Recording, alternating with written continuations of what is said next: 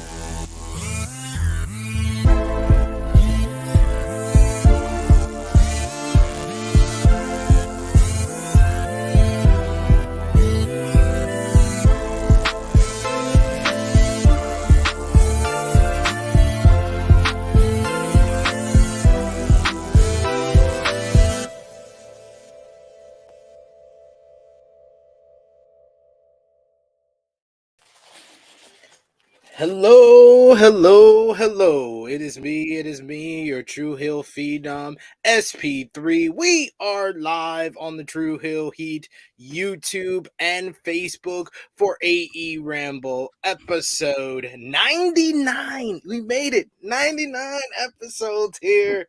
And we are here to discuss the June 21st, 2023 edition of AEW Dynamite. Of course, that means that I am here with the man of 49,000 subscribers, making his way to 50,000. Such a nice round number, 50,000 subscribers. You go to him for your TV and movie reviews, your honest criticisms of AEW and Tony Khan. It is Jimmy Macram. Hello, ladies and gents. How are you? I hope you're doing well today. I'm doing okay. That was like the calmest way you could have started off the show. I appreciate that. Positivity. Yes. Positivity. Maybe we could get him so positive he gives me a softer no on the Forbidden Door review. After that show. Come on, you know you enjoyed it. Bunch of monkeys putting this together. Holy shit! What is this? And this match, and that match, and this match. Nigga, the show is Sunday. Hey, it's a dream match card, so you got to get a bunch of dream matches. Bunch of guys interplaying with each other there, pun intended. Hey yo, but yes, watching Cam Mace. Hey yo, pause that, yo. We are here to discuss AEW Dynamite, as always, Thursdays here, 1:05 p.m. Eastern Time. We appreciate y'all for joining us. Of course, you can show your appreciation back in the smallest way possible by dropping a thumbs up on this video. Share this video with all your wrestling fans, friends, and family on all your favorite social media platforms. If you are new to the True Hill Heat YouTube channel, hit that subscribe button, hit the bell to stay notified for all the great content here. And of course, you can now become a member of the True Hill Heat YouTube channel. You can hit that join button that is up on the screen there, and you can become a member for as small as $1.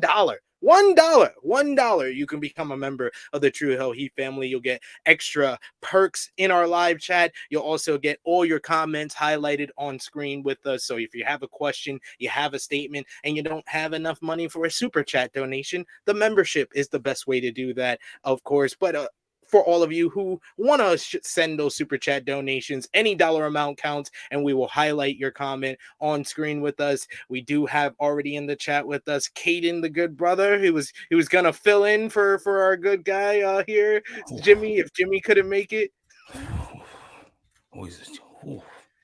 how are you?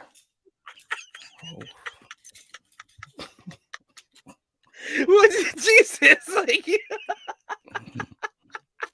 Like, didn't say anything. I'm just. You talk about me. You talk about me being mean. You talk about me being mean. That was meaner than any comment I've said. To be fair, I don't really care for many people's opinions outside of my own, obviously. Yeah. Hey, you get upset with me with my opinion, so you care about my opinion at least. Yeah, you. Jensen, I guess. Vincent? Who's Vincent? You mean Vincent? Jensen. Oh, Jensen. Steven Jensen. Yeah, that's the homie. I see him somewhere. She's in the ether. She's in the nigger hole somewhere. Did you just say CM's in the nigger? The black people hole. My bad. I'm keeping it clean. I forgot. Already. All right. Already off the rails. Here we go. One of our members here in the chat, we got ALW, who says, "What's up, fellas? Hope all is well. Hope you are well as well, good sir." Cortine, who says, "What's the next AEW pay-per-view? It's this Sunday. Sunday. If you didn't know that, they would have hit you over the head with that on last night's show." We also got Antoine. He says, "Afternoon, fellas. Let's see what Jimmy found wrong with last night's show." Did you see nothing wrong with last night's show, sir?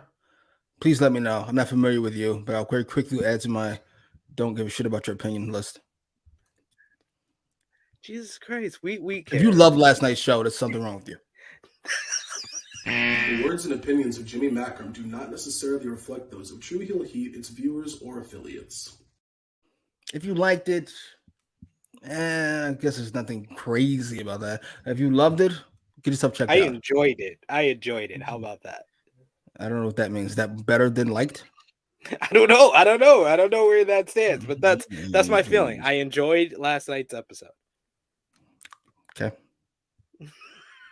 We got Santo in the chat who says, "What's up to my two favorite people? I love Dynamite minus a few small things. It's SP3 and Jimmy. Can you toss me some positive thoughts and prayer? I have a job interview for a company I've wanted for a while. Good luck on that. I hope you land the new gig, man. That's exciting. That's good news." Can I very quickly take myself out of your two favorite people's list? Prayers don't work. They're not real. It's on your fucking head. And you'll do well because you're prepared. I hope you're prepared, and I wish you the best. The words and opinions of Jimmy Macram do not necessarily reflect those of True Heel Heat, its viewers, or affiliates. I'm wishing him the best of luck. How is that disclaimer worthy? You're off to a hell of a start so far. I'm just saying, sir. Perhaps you shouldn't rely on those things. There's lots of kids with bone cancer who were prayed for. I don't think it exactly panned out. Would be my guess. The words and opinions of Jimmy Macram do not necessarily reflect those of True Heel Heat, its viewers, or affiliates. That's a bit of an extreme example, but you get the point. Yes. I love how after you get the disclaimer, you're like, okay, on second thought, I could have felt. I'm sorry. I wish you the best of luck, sir. Good luck. You'll be fine. Just don't be relax. Realize that if things go wrong, the world's not over. You got this. They brought you in for a reason. That's the best way I can put it. They brought you in for a reason. There's some positivity after you sift through a lot of bad analogies and stuff like that. And he says, "Hooray, I got a Jimmy disclaimer." You popped him for that. ALW says, "I've not finished the show yet. About 3/4 through now. So far, it was an okay episode. A lot of a shit show, but okay." Shit show's probably the best way to describe it. Yes, it could have been fun to watch, but this is just a mess. We also got Caden who says, "Okay, Jimmy knows what's up. I agree with that." Look at you. You're very mature for a 20-whatever-year-old. We also got Romeo who says, "God, still trying to figure out that Titanic submarine situation." Yeah, God's not been very on it these days. He is all over the place. He can't keep track of a fucking submarine that went down to see his other failure. Jesus, God's a mess. God's all over the place. Can we replace God? Can we vote God out? I'd like a new God, please. The words and opinions of Jimmy Macram do not necessarily reflect those of True Heel Heat, its viewers, or affiliates. You want to vote God out of office. He's got too much to look after. He's like Tony Khan. There's just too much going on. He focused on what we're doing right now. Maybe a God per state. That could be cool. God per country. A God for the whole universe? That's a bit much. It's a bit much. It's a bit much. He's not doing great. Oh my God. Oh, no sponsorships ever. Oh, well.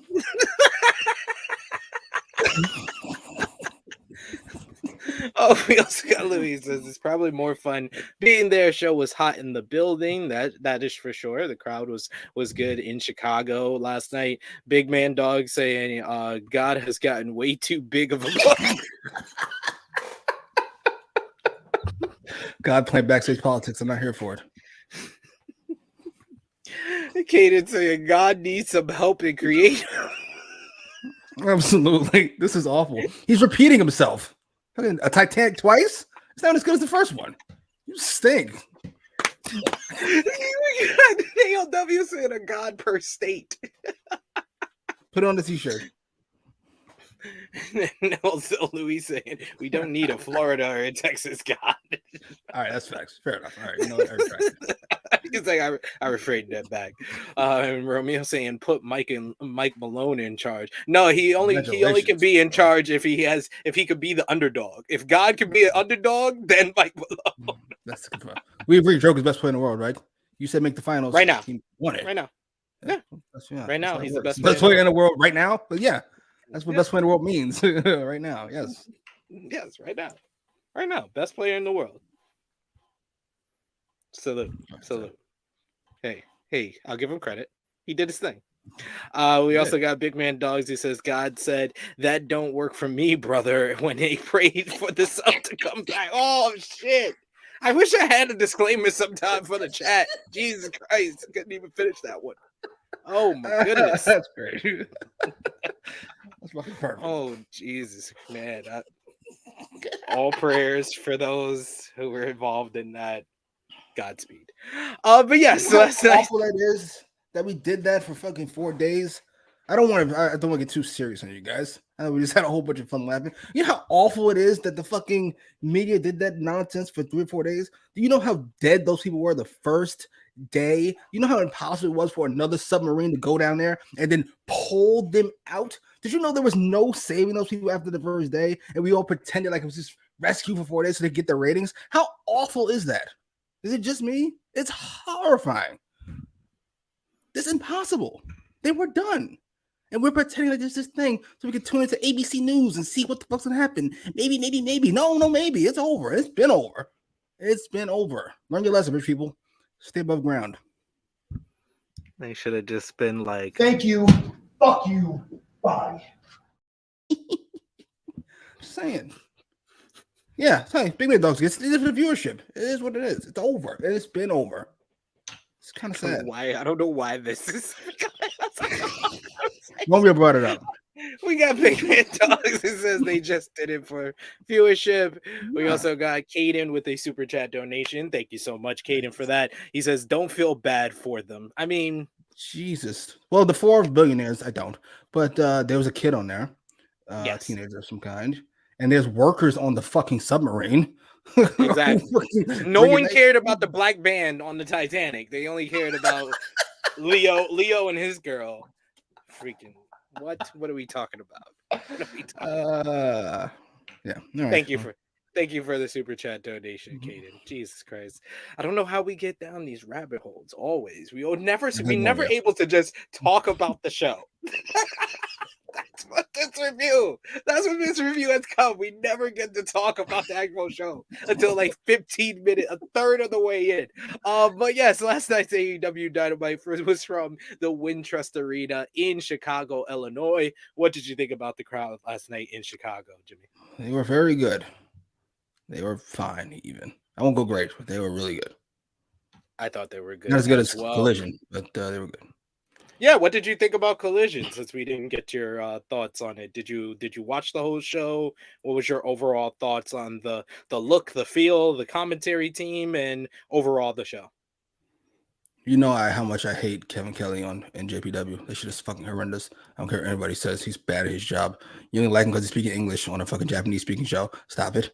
I thought he was good here. Is this a different position for him? Is he playing the color when he usually plays play-by-play? Like, what's different? No, he was playing play by play. I think he just has. I think a lot of the times when you listen to him on New Japan, it's been him alone, right? Maybe. So I think when he has someone, I think him and Chris Charlton has developed chemistry in New Japan when they're together, and I think that him and Nigel just have that long-term chemistry from when they worked in Ring of Honor together. So that's why I thought the commentary was good on the show. I thought they were very good. And this another reason for a two-man booth. I know it's an accident, Jared got hurt, but it should be a two-man booth. Get rid of Tony Schiavone on Dynamite. Punk was great. Promo was fantastic. It's the Punk I had been looking for 3 years now. Thank you for finally deciding to show up.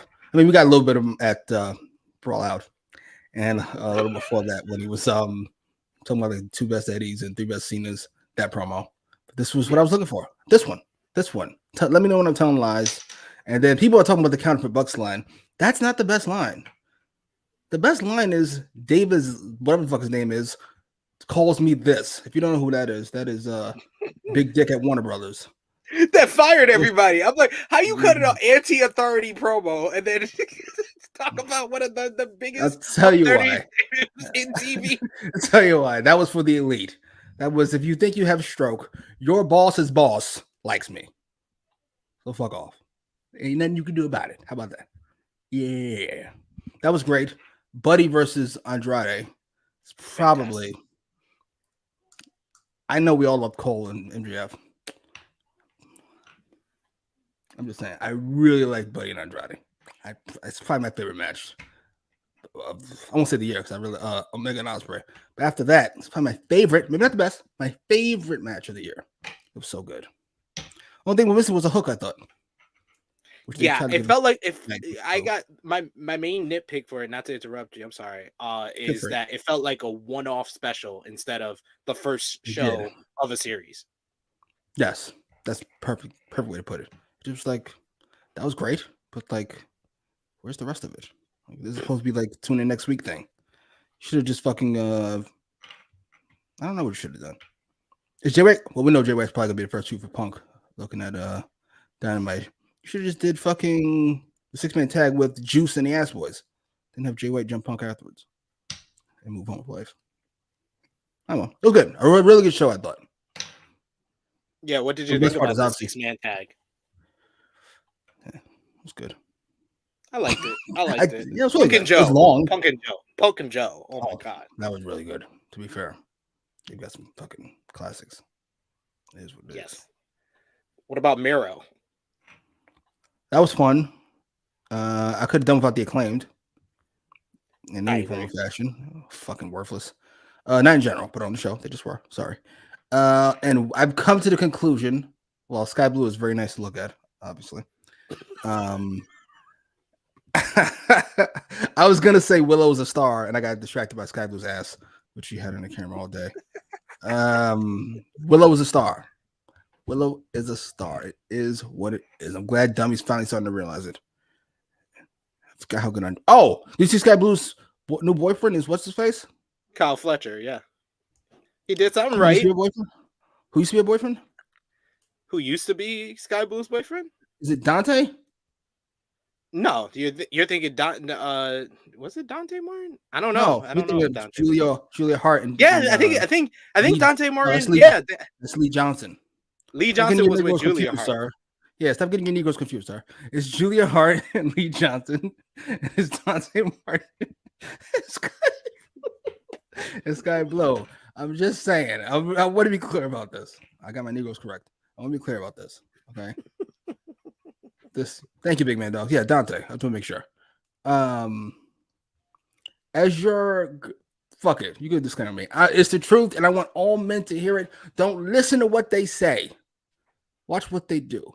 as your girlfriend, wife, significant other, whoever, long as she has a vagina, climbs the ladder of success, you had better be climbing the ladder of success with her, because she can't look across the table and see somebody she's better than. It doesn't work that way. Sorry. And Buddy Matthews better get his shit together. It doesn't work that way. ALW, I know you're trying to be funny, but there is a huge difference between Sky Blue and Cora Jade, and the cameras on Collision kept focusing on the big difference between Sky Blue and Cora Jade. So I don't think that joke will land after if you watch Collision. I love his ages, Caden. It doesn't disprove my point. In fact, it kind of proves it. Yeah, exactly. I tell you. Rhea has one more pay-per-view match. Fucking Buddy's at the door. Sorry. That's what it is. Rhea's a fucking star. She's a star. She's about to be a superstar. It's over. So that guy married Sasha Banks. He better hold on to that title. He better hold on to that title. If he got a title, he got a chance. That guy married Sasha Banks and he's a loser. Yeah, then what happened? Finish the story. Yeah, and then what happened? Right. Get the fuck out of here. Bailey and what's his face? Right. And then what happened? Right. I'm sorry. I wish the world was different. Then what happened? I wish the world was different. It is what it is. Sorry. Oh, yes, Ninja Boy is saying, Jimmy, don't get Aaron soloed. That's a verb. That is a verb. Aaron solo. Don't get soloed. Don't get Aaron solo. That's another difference between Cora and Sky Blue. Cora stays about 3.5 hours longer in the tanning bed than Sky Blue does. Trying to get that Braun Breaker Dominican tan. But let's talk about the opening matchup to AEW Dynamite finally after 20 minutes where we had the Hardys going in tag team action against Austin and Colton Gunn. I still miss many men, and this was a fine matchup here. The crowd was definitely into it. Very standard in what we got, but I like the Guns and their heel play, how they get out of certain situations, putting the foot on the rope, holding on to each other's arms so they don't get the twist of fate. They sold the twist of fate like gangbusters, though. They're both of their cells. Austin's cell of Matt's twist of fate, and then Colton's cell just jumping up in the air like he was Austin Theory for the cell on Jeff's twist of fate. In the end, though, with the distraction by the referee due to Juice Robinson, it was Jay White who pushed Jeff Hardy off of the top rope when he was going for the Swanton Bomb, and the Guns capitalized by hitting 310 to Yuma to steal the victory here. After the matchup, Jay White, Juice Robinson, Bullet Club Gold joined Austin and Colton Gunn in jumping the Hardys. Juice nailed Jeff Hardy with the punch with a handful of quarters. Then you get Ricky Starks who came in to make the save. He gets jumped by Bullet Club Gold and the Guns. Then we get FTR who come down. They try to make the save. They're once again jumped by the Bullet Club Gold. And then finally it was CM Punk who got a huge reaction from the Chicago crowd, who came out to make the real big save for the baby faces here as the numbers were finally even. CM, FTR, and Ricky Starks standing tall in the ring. Juice Robinson yelling, "Bang!" Jesus. I love Juice Robinson. I don't care what Jimmy says. He's one of the best characters on TV today. I love him. God. I love this man. Yeah, you will not tell me otherwise. He is great at what he does.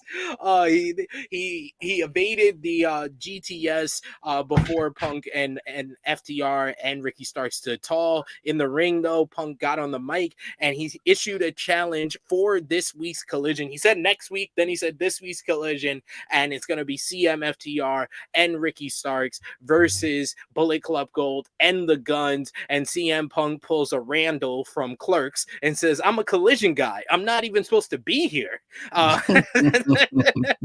And we get the graphic later on in the night. This will be the main event for this week's Collision. CMFTR and Ricky Starks versus Jay White, Juice Robinson, and the Guns. I thought this was a fun opening segment. Hot crowd involved. Getting CM Punk his return to Dynamite. What did you think about Punk being on the show? What did you think about the match and all the post-match shenanigans? From a meta sense, Punk being on the show ruined Collision for me. I have no reason to watch it now because I just saw him with Dynamite. But looking beyond that, the match was fine. I would complain about the baby faces taking so long, but fucking Jeff Hardy. It's called karma, sir. You brought it on yourself. How do I want to say this without being too blasphemous? You know the Guns bother me, especially Austin, who has the racist tattoo on his arm. But as of the moment, we're talking about 2023, right? Yes. Right now, the Joker is fuck it. Let's not do that. Let's do fucking random point guard 6 is better than Chris Paul. It just is what it is. Not all time, but right now they are. The Guns are better than the Hardy Boys. Right now, they just are. I'm sorry. I know it hurts. I agree with you. Hard to watch. Jeff Hardy and his new Whisper in the Wind, where he walks up the ropes and then gets no momentum to push off because he's old and he can't finish the move. He lands on the guy's legs. He could have broke what's face's legs. It's over. I'm sorry. I know you guys want to get some juice, so to speak, out of it, but it's over. And juice doesn't bother me. As a how do I say this without being rude? As the Bill Alfonso to Jay White's RVD, I don't mind him. He's just the hype man. As the Flavor Flav to Chuck D, I don't mind him. Just he really is. No, that's the best one. He is the Flavor Flav. No, did you watch the video I sent you of the post show comment? That was hilarious. He's like, "What do you want?" He's like, "I got my 8 hours." That's motherfucker's out of his mind.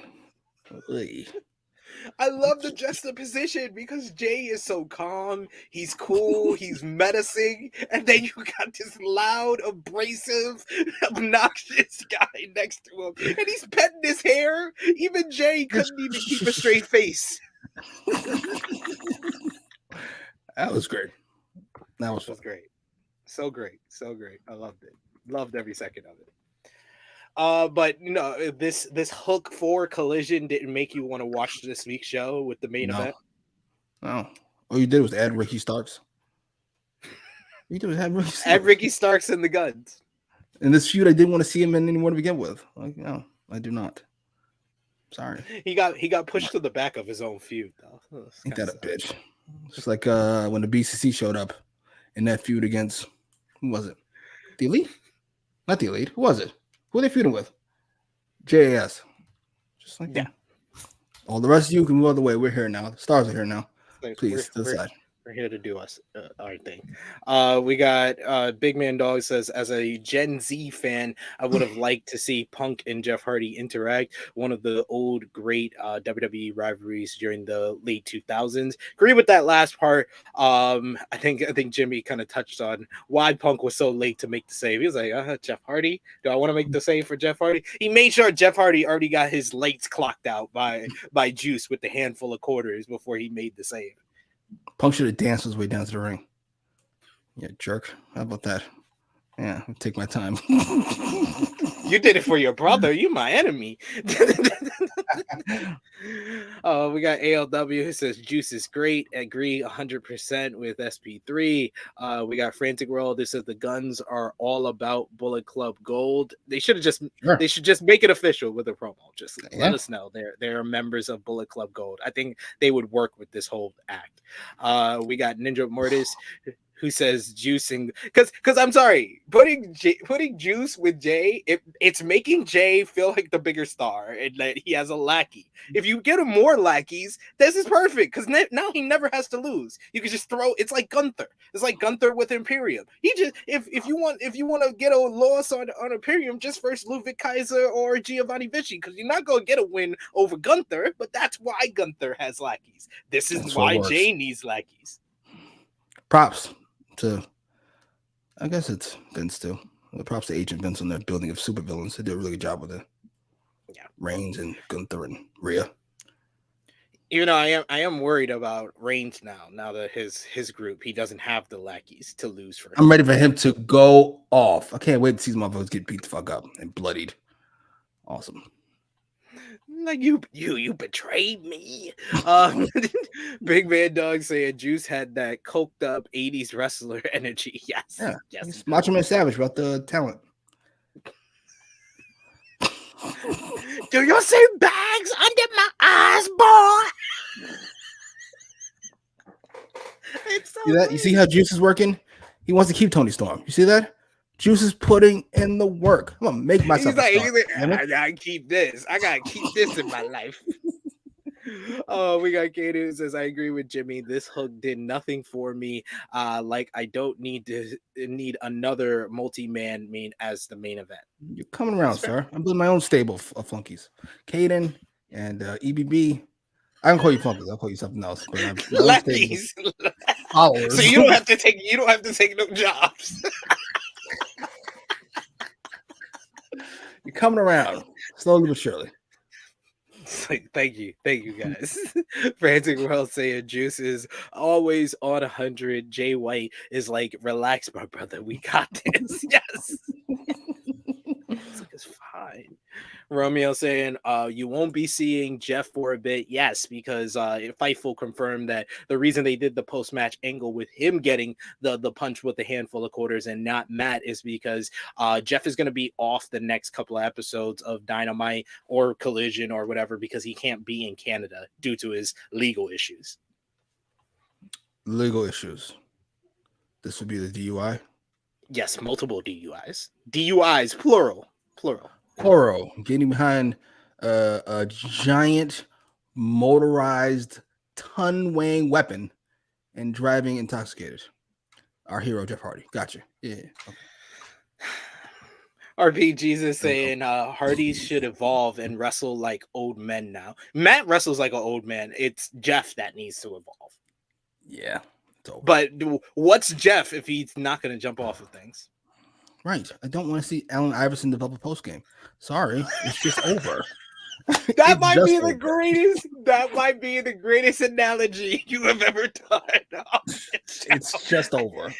I don't want to see Allen Iverson without the crossovers, without dodging to the rim. I don't want to see Allen Iverson develop a post game. No. Allen Iverson post up fadeaway. Ew, sorry. Just retire. Let it go. It's over. Look at that defense. Shut up. Big hero Chris saying Juice ain't losing those yams, buddy. Working his ass off. Go ahead, Jay. He's like, I'm sleeping fine. I got those yams next to me. I'm sleeping fine. My wife puts me to sleep real good. Real good.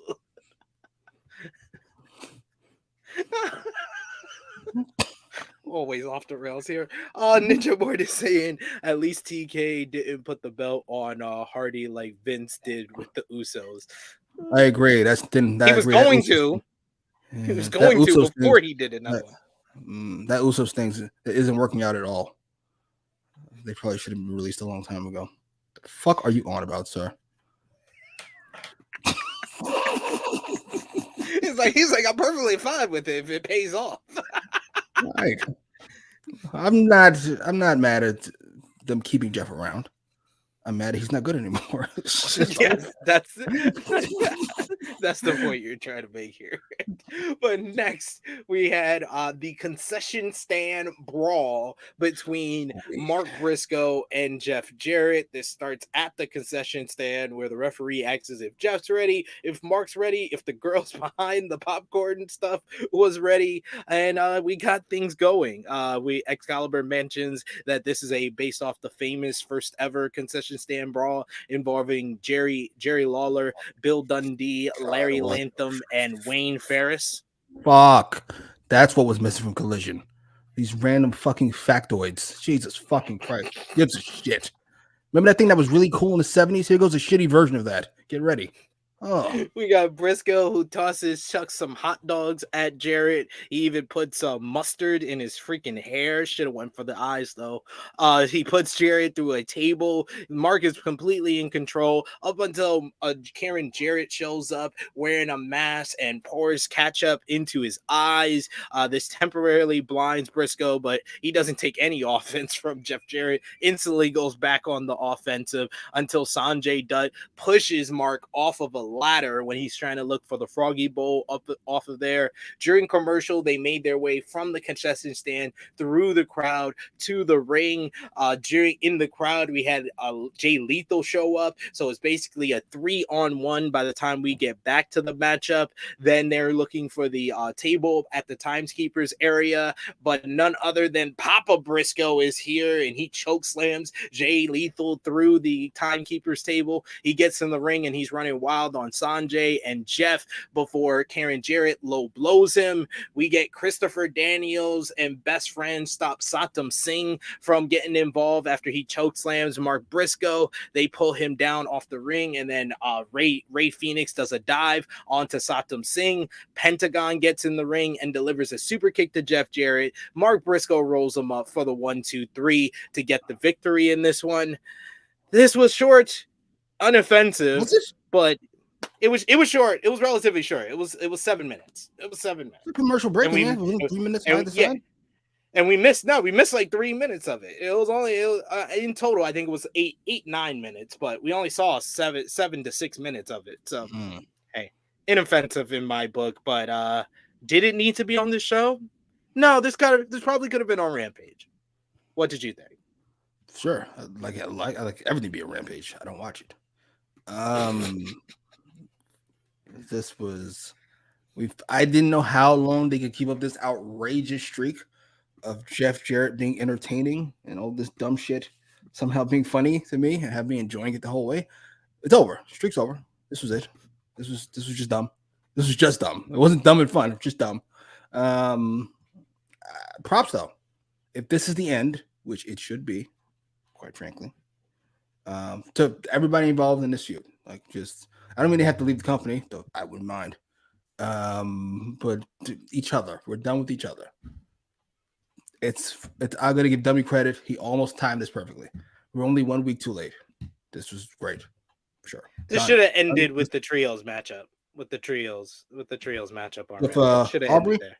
Yeah. Yes. Peak ridiculousness. And we're just done.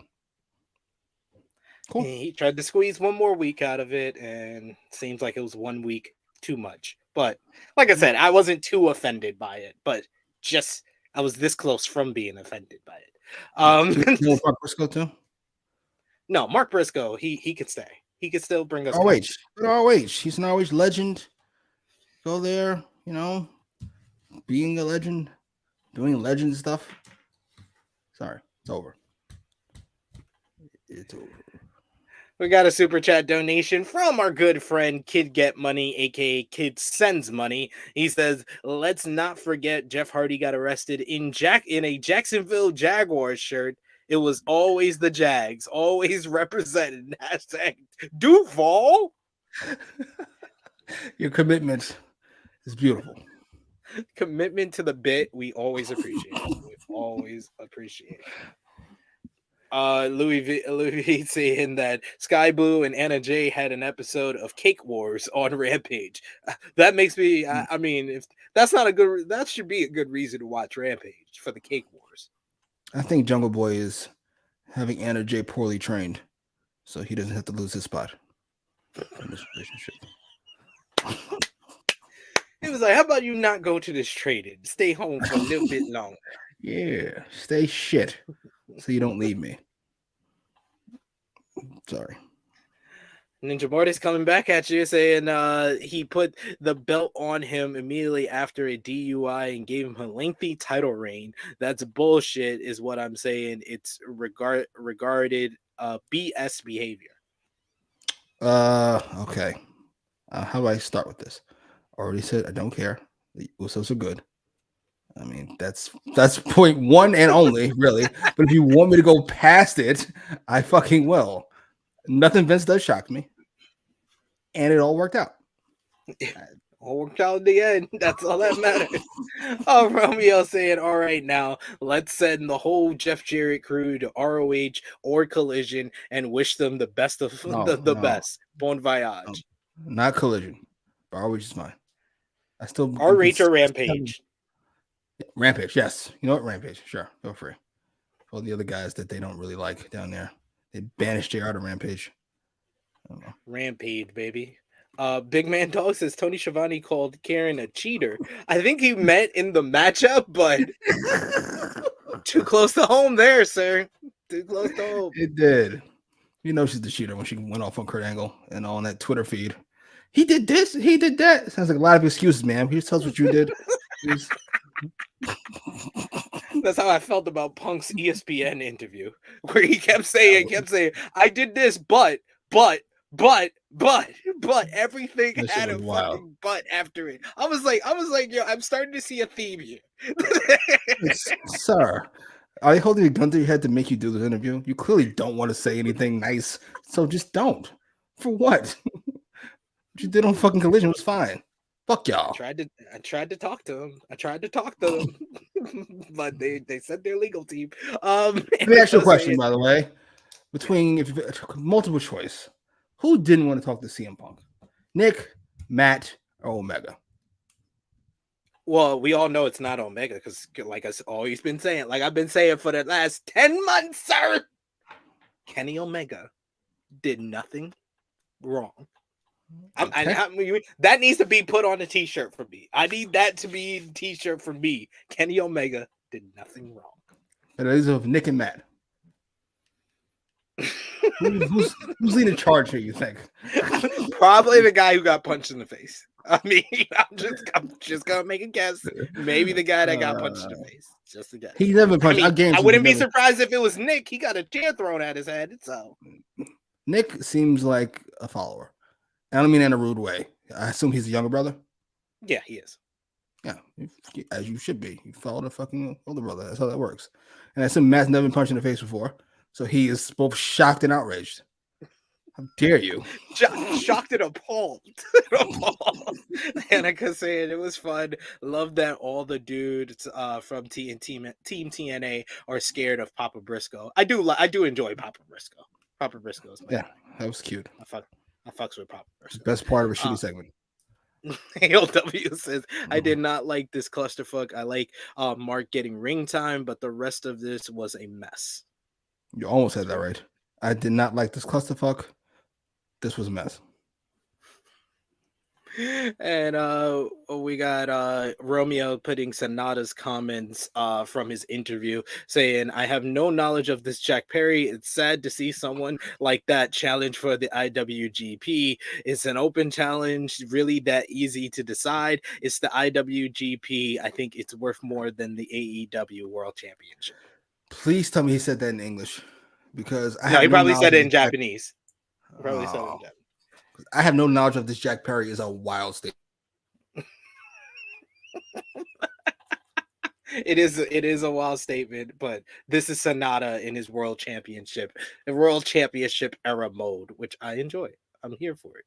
I think Jimmy is frozen for now, so we'll move on to the next segment here. As backstage, we see the Blackpool Combat Club are with Don Callis and Konosuke Takeshita.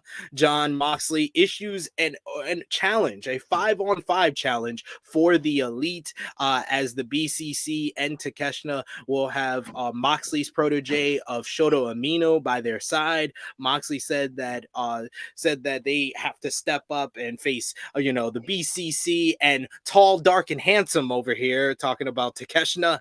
Then he says that the Rainmaker will have a nightmare on Sunday thanks to the best wrestler in the world. Danielson said that he challenged Okada to a face-to-face tonight, but he doesn't believe Okada is even in the building. And when they step in the ring, Danielson will prove Okada is nothing but an amateur. If Okada doesn't answer the call out, he'll prove he's an amateur and a coward. A lot of cowardice acts on the show and a lot of amateur work on the show from Bryan Danielson. I enjoyed this promo from the BCC. I like the fact that this year you're getting a lot of AEW programs in the mix of the matches at Forbidden Door, and I thought this was a nice addition with the BCC challenge for a 5-on-5 with the Elite. What did you think, Jimmy? The promo was fine. Not Moxley's best, but it was fine. Dragon was good. I was a little annoyed we didn't get to hear from Don Callis, but that happened later on. That was really fun. This all just feels like a mess, though. Like, I don't know how to explain it. We're kind of all over the place. But it's Forbidden Door. This is, you know what this is to me? I'm going to tell you what was my least favorite pay-per-view after 2010-9. This is, we have to, all these feuds we have going, we have to stop and do Raw versus SmackDown. I'm not fucking interested. I don't want to stop what we were just doing. I'm not interested. Sorry. I'm just not. You should be. It's going to be great. This 5-on-5 is going to be incredible. It's going to be incredible. You got some of my favorite wrestlers in the world. Card? How many time matches on this fucking card? You got the 5-on-5. You got a 6-man tag. I think that's it. There's more singles matches than last year, that's for sure. Stop comparing it to that horse shit show that was last year's show. Hey, the build has been much better. The build has been much better this year. Hey, we get highlights from the Collision debut, and then we get our next matchup. It's a trios matchup, as it's going to be Chris Jericho and Sammy Guevara reuniting the Sex Gods with their partner from last year's Forbidden Door, Minoru Suzuki. Give it up for the Chicago fans who sang Kazani Nare correctly on cue. Loved it. And I really enjoyed this matchup. This was very chaotic, a lot of fun in this one. Everybody kind of going everywhere. You had the 3 high flyers in AR Fox, Action Andretti, and Darius Martin, who had a good showing in this matchup. But the things that got the most reactions was Minoru Suzuki. Minoru Suzuki popped me so much when he did the La Sex Gods pose. That shit had me cracking up. I was like, oh, this is awesome. This is already awesome. This might be my match of the night. You get him and Jericho double teaming Martin, doing the La Sex God pose. Then you had AR Fox coming in with a whole bunch of offense. Darius Martin and Minoru Suzuki kept going at it throughout this matchup, with Darius Martin trying to go, strike for strike with Minoru Suzuki, and Suzuki just not giving a fuck about this young man. And at one point, he stopped completely. He looks up to the camera and he just smiles and he's like, I'm gonna kill him. Oh man, this was great. And then he just knocked Darius Martin on his ass. You get AR Fox with a nice little dive when he's about to springboard onto Jericho. He does a dive to the outside on a pile of Darius and Sammy Guevara. In the end, it comes down to Darius and Jericho in the ring. Minoru Suzuki takes Action Andretti out on the outside. You get Sammy taking out AR Fox, and then in the ring, you get Jericho locking on the walls of Jericho for the victory here, as Jericho coined them after the match, La Suzuki Gods, getting the victory in this one. After the matchup, Renee Paquette gets into the ring and tries to ask Chris Jericho about his confrontation with Sting for the very first time last week, and Jericho rips the mic from her hand, and he called it a monumental moment in wrestling history. Everyone was excited except for him, who he calls, and he says that it's because Sting is nothing but a person who just goes to the highest bidder, and he calls him a whore, and he says that he issues a challenge challenge to Sting and Darby Allin, as well as a partner of their choice to face Les Suzuki Gods at Forbidden Door this Sunday. Sting and Darby Allin come out to the ring. They walk to the ring, and Sting immediately puts his arm around Jericho and says that, "What's so wrong? Why are you so upset?" He says that they accept the challenge for Forbidden Door, and he says that Jericho has made a lot of enemies, so they'll have a partner for Forbidden Door in this 6-man tag. Darby Allin says he's made a lot of enemies in a lot of different places, and Jericho will find out their partner at Collision this Saturday, which the fans were none too happy to hear about. But I enjoyed this post-match here. I really enjoyed the 6-man tag. I thought it was a bunch of fun, and I love the interplay between Suzuki and Jericho throughout this matchup. And Suzuki was really the star of this matchup with his facial expressions, which is right up there. I would say the Mount Rushmore facial expressions in current wrestling: Roman Reigns, Paul Heyman, Minoru Suzuki, and then you could throw a fourth in there. I don't know who the fourth would be, but Minoru Suzuki is right up there. And yes, we will find out Sting and Darby's partner for Forbidden Door this Saturday on Collision. What did you think about the trios matchup? What did you think about the post match? And who do you think Darby and Sting's partner will be at Forbidden Door, Jimmy?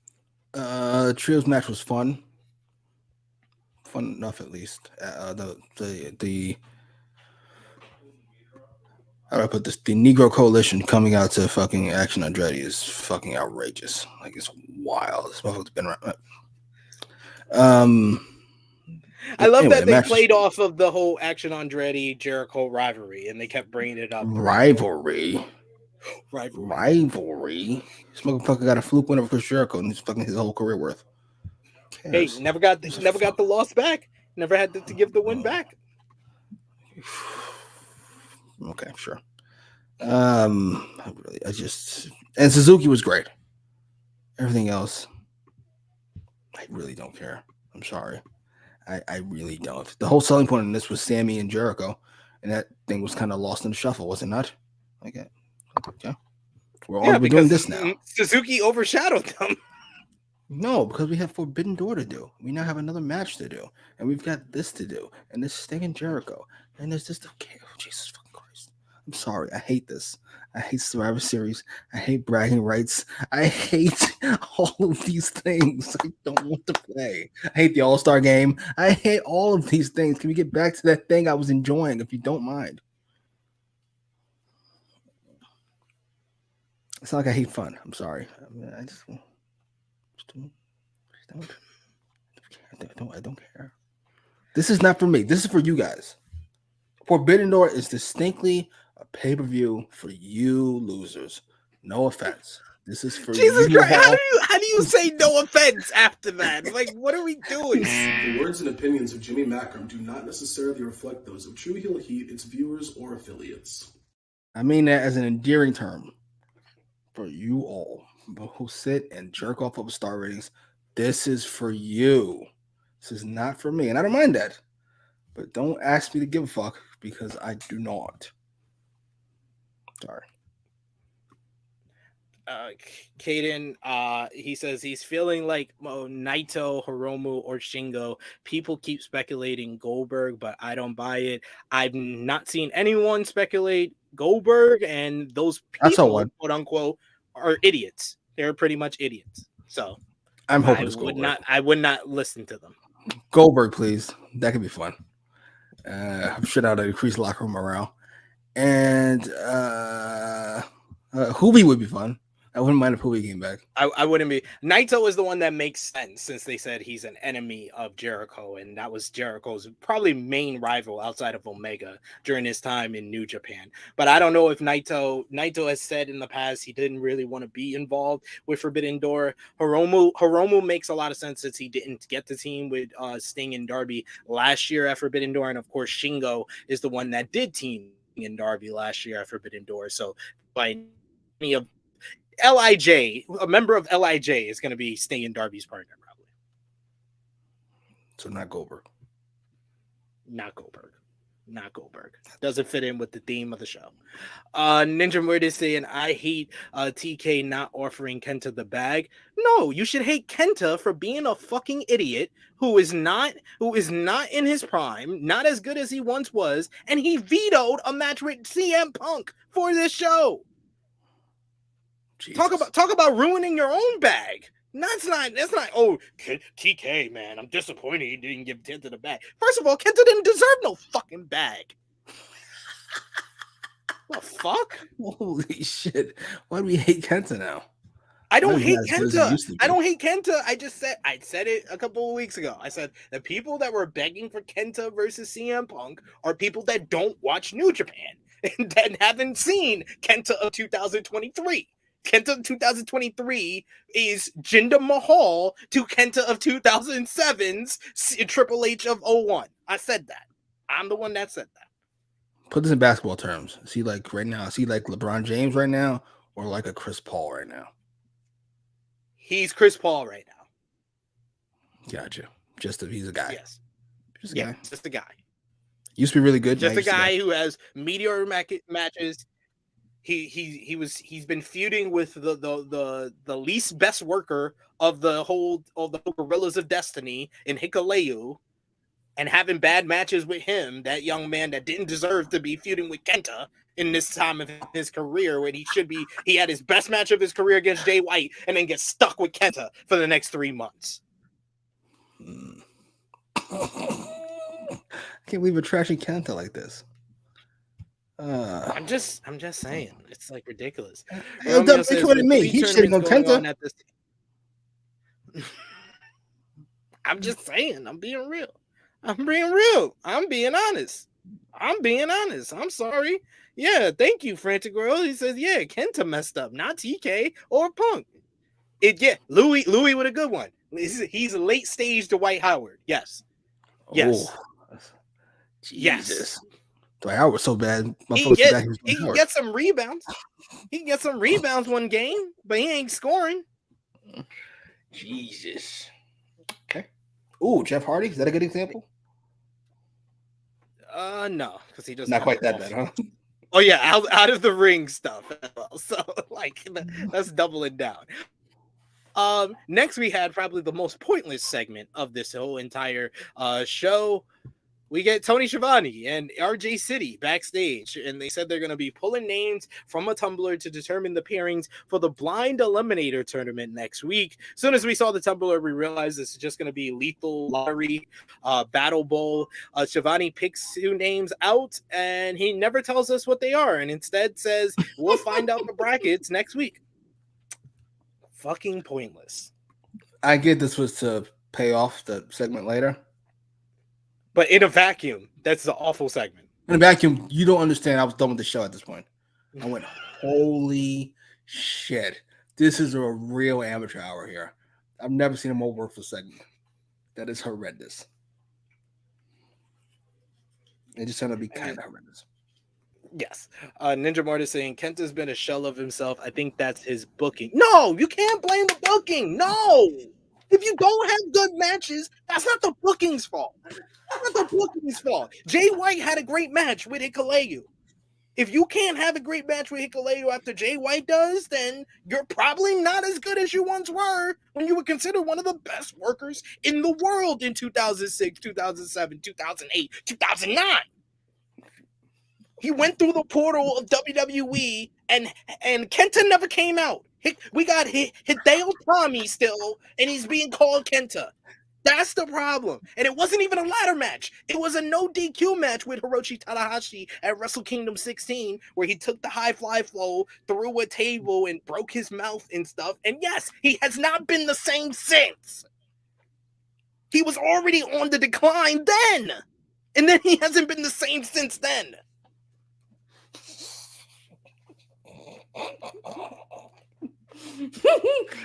So in conclusion, don't make excuses for Kenta. He doesn't like it. Make excuses for Kenta. Don't make excuses for Kenta. No, he don't deserve the excuses. He don't deserve no apologists right now. Annika saying, when did they announce this to tag team tournament? They announced it on Collision. They said they were going to be drawing names for the blind eliminator matchup. But yes, we continue on the next segment. Backstage after commercial break, we go to the Elite with a pre-taped promo here as they are talking about the BCC's challenge earlier in the night. And Hangman Adam Page says, while the numbers don't look to be in their favor since Kenny Omega has a match at Forbidden Door, they have friends all around. And Kenny Omega says, thankfully, a lot of people hate Don Callis and Konosuke Takeshita and the Blackpool Combat Club as Eddie Kingston walks into the shot. And while Kingston says he doesn't like the Elite, he says he hates Claudio Castagnoli even more. So yes, he'll team with the Elite, but he gets to name the final partner. He says he doesn't respect them. He doesn't even like them, but he says he doesn't like the person that he wants to choose, but he does trust him a lot more than he trusts them. And the Elite agree to his terms as Kingston walks out of the frame. I thought this was well done to explain why Kingston would team with the Elite, and they did it in under like 30 seconds, so that was pretty good. It was great. So fucking the shittiest person there, the shittiest member of the Elite, punch him in the face. Matt Jackson decided he was going to try to talk over Eddie Kingston. Shut up. That's the only reason I'm listening to this nonsense. Yeah, it was fun. This all worked for me really well, actually. I bought everybody involved. Maybe. Yes, I did. My favorite segment. Not CM Punk talk. So after that, my favorite segment of the night. So top two right there. Annika saying, who doesn't love Eddie remembering that Kenny tried to blow him and Moxley up. Yes, that was very good. And the Young Bucks said that you stole our sneakers. That was pretty cool too. I love when wrestlers have good memories. Yes. Only in wrestling is attempted murder something you can work past. Next, we had Adam Cole, baby, coming out to talk about last week as he went one-on-one with MJF and it went to a time limit draw. He says that he has to give the devil his due last week. While Cole didn't win, neither did MJF, and he said it was smart to not accept 5 more minutes after the 30-minute time limit draw. But Cole says that he calls out MJF and he wants to talk about his rematch. This brings out MJF, and he comes out to a massive reaction, by the way. That was a huge reaction for MJF. He's a star, as MJF tells the mouth breathers to keep their mouths shut. And MJF says to Cole that Cole should thank him for bringing out the best part of him. The Panama Playboy, Adam Cole, was back last week. And he says, but you have to admit, I had you beat last week. So I love the fans saying bullshit. Yeah, that was great. I love his delivery of it. You had you beat. So while Cole wants a rematch, he says he landed on his head. He forgot about the time limit and stuff. He says for his own well-being and health, MJF's going to have to decline that rematch. Cole says then, all right, that's fine. He said, I shouldn't be surprised, but I'm going to fight you right here tonight. This brings in Tony Schiavone as Tony Schiavone stands up and says he has an announcement. Cole and MJF, perfect timing. So both say, shut up, Schiavone, at the same time, and then look at each other. That's hilarious. Great moment there. Then he continues on and he says that he needs to talk about the blind eliminator tournament and how the names he drew earlier were none other than Adam Cole, and his tag team partner will be MJF. Cole is instantly furious about this, not happy at all. MJF says, you want me to wrestle every week? What are you, some sick pervert? I was dead. This became my favorite segment of the night after that. Oh man, then you get Hiroshi Tanahashi appears on the big screen to once again issue his challenge to MJF and says that he's been talking down to New Japan Pro Wrestling, so he's going to prove to him that he's better than him at Forbidden Door. MJF once again rejects the challenge, but then Adam Cole goats him into it, saying that, do you think that, Tanahashi is better than you? he's better than you? I mean, if you didn't think he was better than you, you would just accept the challenge. What are you, a coward? And he leads the fans in chanting coward, coward, until MJF finally accepts the challenge, and Adam Cole pats him on the shoulder and says, "Good luck, partner." I thoroughly enjoyed this segment. I'm sorry. This is something new where you have someone who MJF is not the smartest person in the room. So it just works. It works out a lot with all of this. And I like them being a tag team together, because we were wondering how after that matchup last week, could they get to, a potential pay-per-view matchup? Them being a team in this blind eliminator tournament is a way to do that, to get them a little bit further, where MJF has to coexist with because they don't do the can they coexist too often. They did it during the Four Pillars rivalry with that one matchup, but it wasn't a consistent thing. This is more similar to the Chris Benoit Kurt Angle when they were tag teams in the WWE tag team title tournament from back in 2002. And then also later in the night, they announced that MJF will make his first appearance ever on AEW Rampage this Friday. So another reason to watch Rampage, I guess, for some people. But what did you think about this segment here? The blind eliminator with MJF and Adam Cole being tag team partners, and Adam Cole being the person who got MJF to accept the challenge of Hiroshi Tanahashi. That was fucking stupid. I wasn't saying Rampage was taped after Dynamite, I assume. Yes. Gotcha. But I can't see MJF work another day. That feels outrageous. Adam Cole convinces MJF to take the Tanahashi match. Is there a particular reason why? Aside the fact he just doesn't like Max? Or does he think he'll have a better chance of being AEW champion if his belt ends up in fucking Japan? He'll have a better chance against Tanahashi than MJF. Right. You just fly Japan every week and then just hope he accepts. Good idea. No, I see nothing wrong with Tanahashi will show up. Tanahashi gotta be in America for a few shows. He got shows in August in America. Hey, you can wait a month. What was I gonna say? This was fun. This was fun, even. I just realized, I know we complain about it every week, but that Tony Schiavone segment probably would have came off better if it was just something we saw backstage instead of this shitty interview segment that we have to do because we don't want to pretend like there aren't people wandering around backstage. This is dumb. They should have just had like a shot of them pulling the names out the tumbler and Excalibur just talking over it. Like right now, Tony Schiavone and RJ City are picking names for the blind eliminator tournament. We'll find out the bracket next week. You don't need Tony Schiavone or RJ City to say anything. Just have Excalibur do a voiceover over it. That's so shittily done. I am disappointed that Tony Schiavone didn't start his announcement with, "Listen up, you prick." He's so great at that part. It's a shame he's so useless as a third person on the commentary booth. Sorry, you just are. That's your fault. We just don't need you there. We don't need you. Sorry.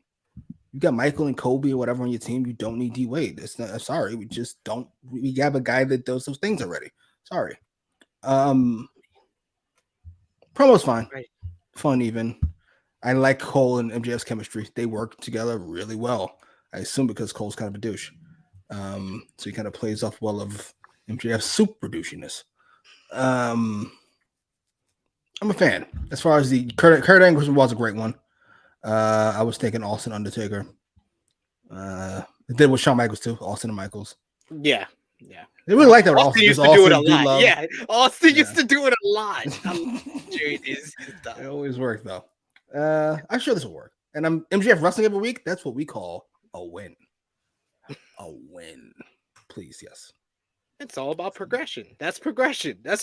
We went from MJF wrestling every other month to MJF potentially having to wrestle every week. And I love his reaction to it. You sick pervert. As if that's not his job. That was great. Freely not. That was great. I love it. We got Frantic World that says, could this be AEW version of the 2-man power trip? If Cole was still a heel, maybe. I must admit, As dumb as idea as that Austin heel turn was, I can't believe how the two-man power trip is still so revered today. It was a month, 2 months. It was literally 2 months. It was literally 2 months. And I think I'm stretching it. I think it was like 6-7 weeks. Yeah. Because he turns the Raw after WrestleMania, and then he gets injured at the end of May. It's wild. It's wild. They talk about like it's a fucking bloodline. It went on for years. It didn't. It's only a couple months. Oh well. No. Could have been great if Triple H did get hurt. Could have been great. Yes, it could have been. Or if Austin, outside of if Austin was the undisputed world champion at WrestleMania 18, that would have been the against Triple H. I mean, even though we do have to acknowledge you're teaming up with the guy that tried to murder you, and then the other guy's teaming up with the guy that tried to murder him back. This feels like a bad idea. Oh my god. Oh man, that's funny. We got up next on the show. They revealed the brackets for the Owen Hart men's and women's tournament. You get the men's tournament bracket on the left-hand side. You got CM Punk versus Satoshi Kojima, and that's going to be the opening matchup in the tournament this Sunday at Forbidden Door. You also got on the left-hand side of the bracket Roderick Strong versus Samoa Joe. Inject that into my veins. You got Dustin Rhodes versus Powerhouse Hobbs. You got Juice Robinson and Ricky Starks on the right-hand side of the bracket. And like I said, it's going to be at Forbidden Door. Opening round action in the Owen Hart Memorial Men's Tournament. It's going to be CM Punk versus Kojima. This is a dream come true for Punk, but they made this announcement in the most lackluster way possible. Like, it was just like, you literally had CM Punk out there. Why couldn't you just mention that? Why couldn't he mention that after, making the challenge for Collision, say, by the way, I'm going to be at Forbidden Door in the Owen Hart Memorial Tournament. He didn't even have to say who he's versing. Just let people know, have him make the announcement that he's going to wrestle at Forbidden Door.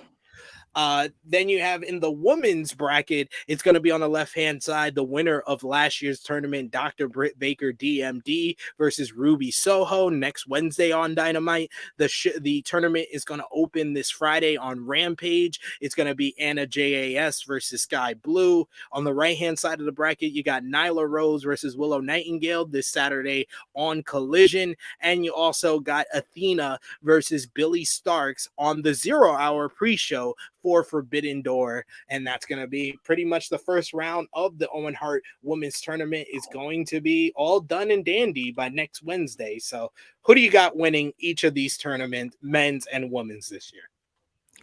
I hate to be rude. I think I did enough of that last week. She's a great competitor and all that. But I finally, for the first time ever, got a real close look at Willow's face.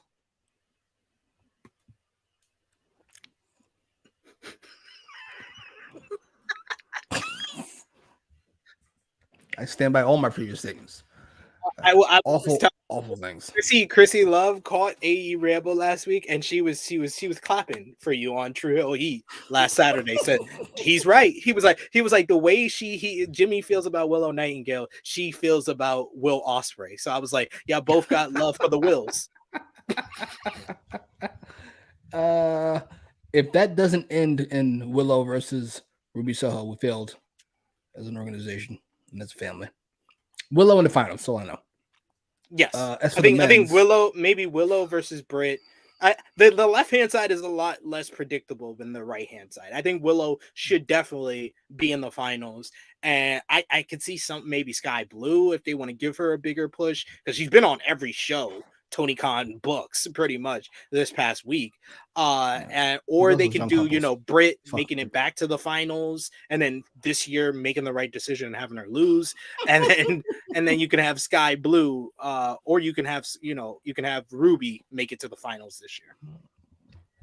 The men's is a lot more complicated. I would imagine Punk is to the end, but I don't know who he faced. Yeah, I think Punk's in the finals. Yeah.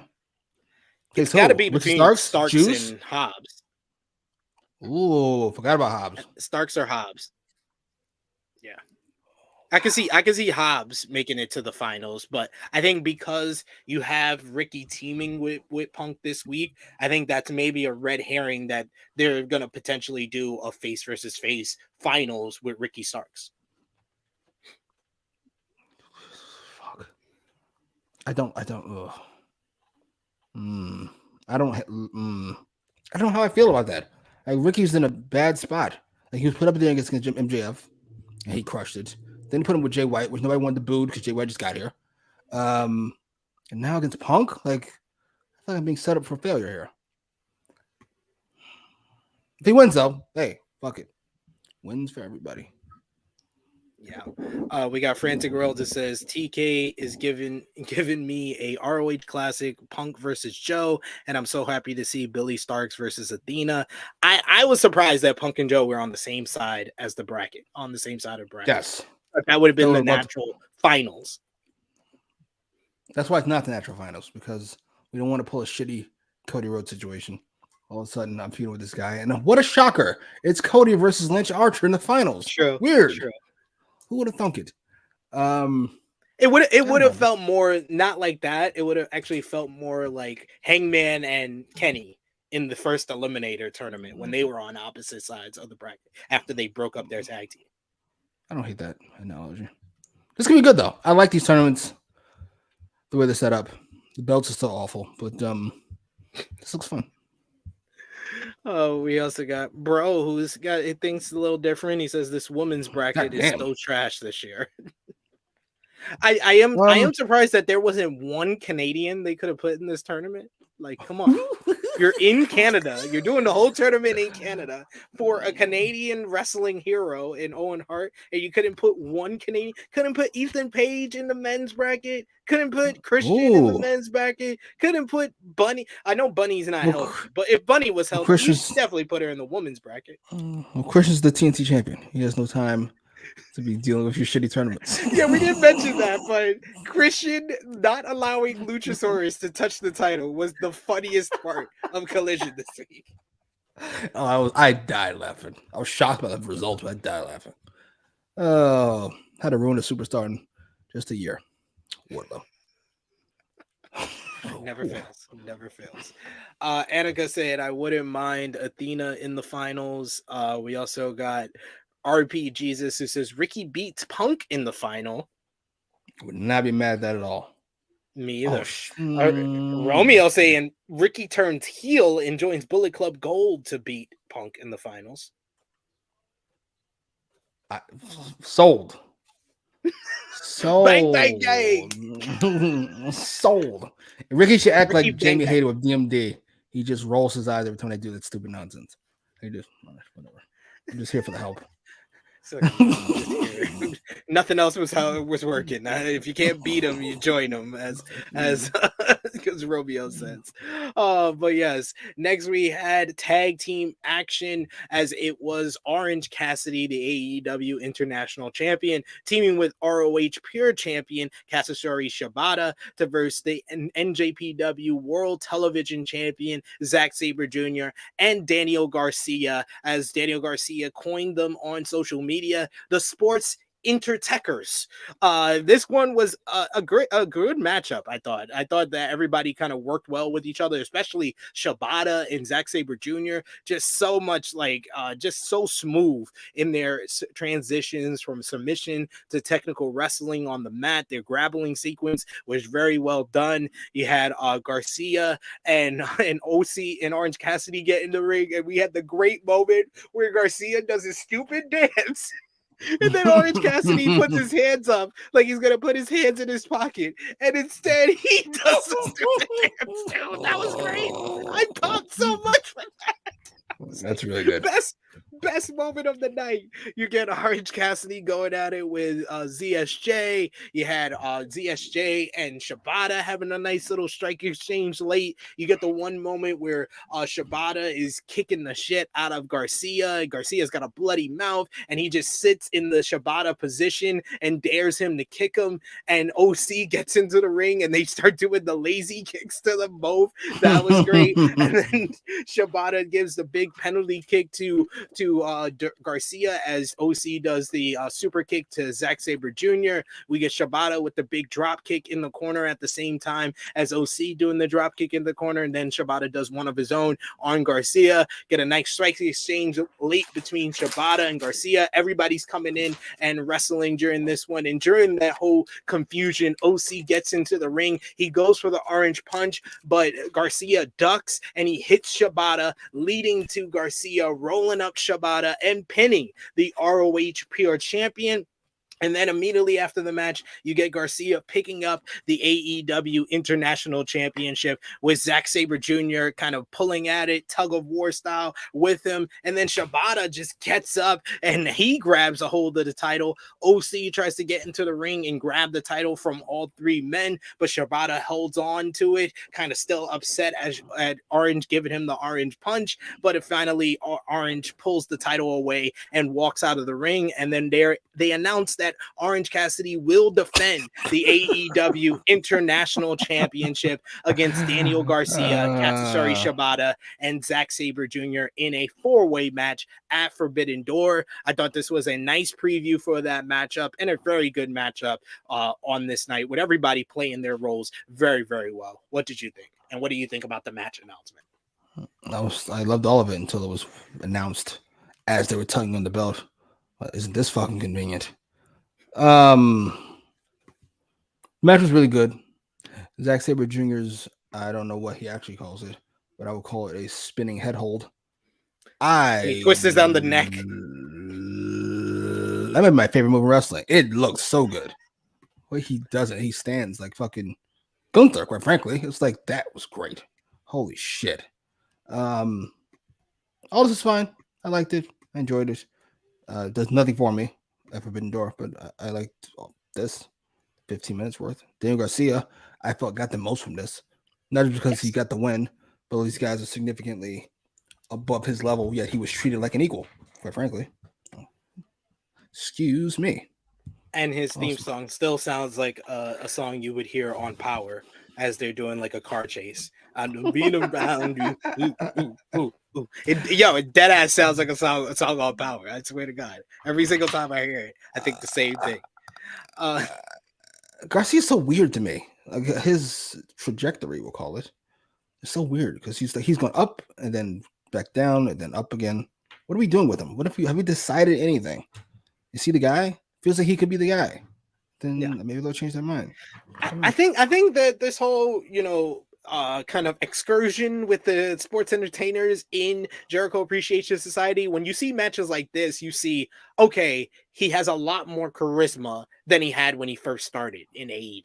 I'll give him that. With the whole dancing and the way he plays up his character, like this is where you're like, okay, he seems like he's putting together what he was supposed to be learning working with Jericho. That's fair. Maybe he's got it now. Are we mad at him if he beats Orange Cassidy? Not at Forbidden Door. That'd be a bad idea. But let's say in 2 weeks. I wouldn't be mad. I wouldn't be mad at all. Louis saying that Daniel Garcia made this match. We also got Frantic World who says, I could see Daniel Garcia join TMDK. I don't. We got Big Man Dogs who says that cracked me up, and Annika saying Orange Cassidy snatching it away from Shibata is intriguing. So I thought that should have got played up more.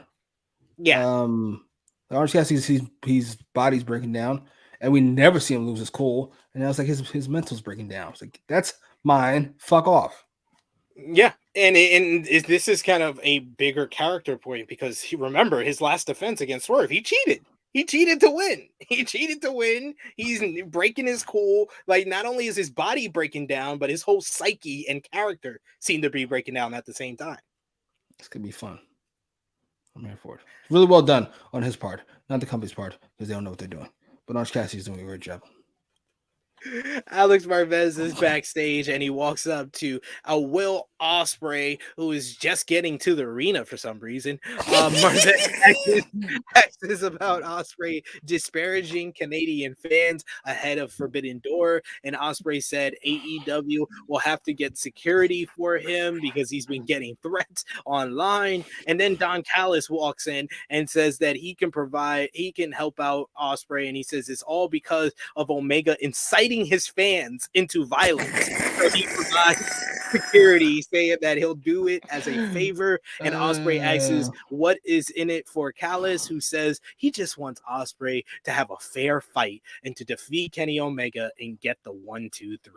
Oh, good guy, Don Callis. That's such a genuine guy. That's so beautiful. Don Callis portraying Kenny Omega like he's fucking Donald Trump is hilarious. He's inciting his fans to violence. It's a wild take. I love it. I love Callis. I'm saying he has a private militia. I forgot the word he used, but it was wild. I was like, all right. Yes. Yeah, awesome. A military style security. He's not. What? The Truth Commission. He's got the Truth Commission coming back. I didn't like the way it started. Talking about Canadian fans, we get it. Canadians are considered on the nicer side, but he's saying they're awful. We get it. Ha ha ha ha ha. But it ended with where it ended, so I'm cool with it. Fuck it. If it ends with Don Callis being a super villain, I'm here for it. Absolutely. Military style security. Okay? Awesome. We learned from a video package from both ladies talking about, we get Toni Storm talking about Willow Nightingale getting in her way the last couple of weeks, getting involved in her business. Willow saying, that's where we saw her face. Right. I hope you have clips of this, sir. No, I don't, actually. One job. Willow saying that she used to have a lot of respect for Toni Storm, and Toni saying that she doesn't need the respect. All she needs is her championship, and it's made official at Forbidden Door for the AEW Women's World Championship. It will be Toni Storm versus NJPW Strong Women's Champion Willow Nightingale. Pardon me. That's an all-time graphic. That just, if you don't know who the heel and babyface is looking at that graphic, you got babyface with the fist. You know a babyface because they do this. You know the heel because they always got the scowl on their face, and she's got a big L on that. That's a great picture. Props to them. I'm actually looking forward. This is one of the matches I'm looking forward to. I won't watch it because I'm not watching that pay-per-view, but it's one of the matches I would be looking forward to if I were going to watch it. Willow to me is a star. She's in my top 5 all-around women's picks if I had to pick right now. From all companies, I mean. She'd be in my top 5. I don't blame you. Willow Nightingale, just anytime her music hits, you can't help but smile. Right? It's such a babyface song, but it's not cheesy. It's just great. And she's great. So great. About coming across corny. Bailey-esque, per se. Jimmy's got lust in his eyes for Willow. Awful things. You have no idea. Awful things. I love to see the shock in her face. That's just awful things. The words and opinions of Jimmy Macram do not necessarily reflect those of True Heel Heat, its viewers, or affiliates. Sorry. You just say every time he sees Willow's face or her in jeans, he's just like, killer, but don't push me. That's Tupac. That was really good.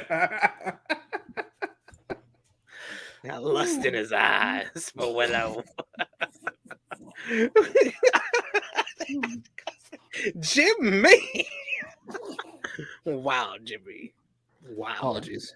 It's a children's channel. I apologize. I don't read around you. We got next. Women's Action TBS Championship up for grabs as Taya. Must be 9:30.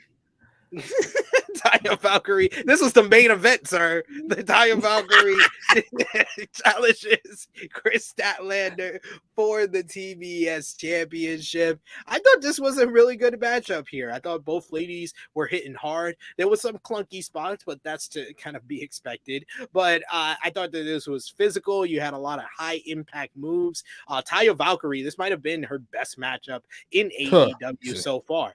Yeah, probably easily. Yeah, she was hitting some big moves. She hit that sliding German at one point for a very good near fall. But Chris Statlander was hitting hard, so hard. Back elbows, hits a nice little shooting star press from the apron onto Taya Valkyrie on the floor. In the end, she hits a big superplex and then follows up with Wednesday Night Fever, the package tombstone power driver for the win here. Chris Statlander once again successfully defending the TBS championship for the third time in just as number of weeks. So very impressive reign so far for Chris Statlander, and I enjoyed this one. What did you think? I enjoyed it too.